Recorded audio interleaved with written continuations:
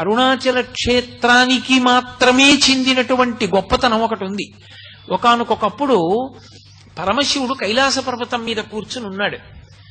కైలాస పర్వతం మీద కూర్చుని ఉండగా పార్వతీదేవి వినోదార్థం వచ్చి ఆయన యొక్క 3 కందులు మూసింది, ఇలా చేతులు అడ్డుపెట్టి. 3 కందులు అంటే అగ్నిహోత్రము, సూర్యుడు, చంద్రుడు. 3 కందులు ఇలా మూసింది ఆయనకి. ఆమెకి తెలియదా? ఆమె సర్వజ్ఞ. ఆవిడికి తెలియకపోవడం ఏంటి అంటే, పరమశివుని అర్ధభాగమైనటువంటి పార్వతీదేవి ఆ పని చేసింది అంటే లోక కళ్యాణకారకమైనటువంటి పని కొరకు చేస్తుంది. ఆవిడ ఇలా చేతులతో మూస్తే పరమశివుడు ఆ చేతులు తీసే లోపల లోకములన్నీ గాఢాంధకారమైపోయాయి. రాత్రింబవళ్ళు తెలియలేదు.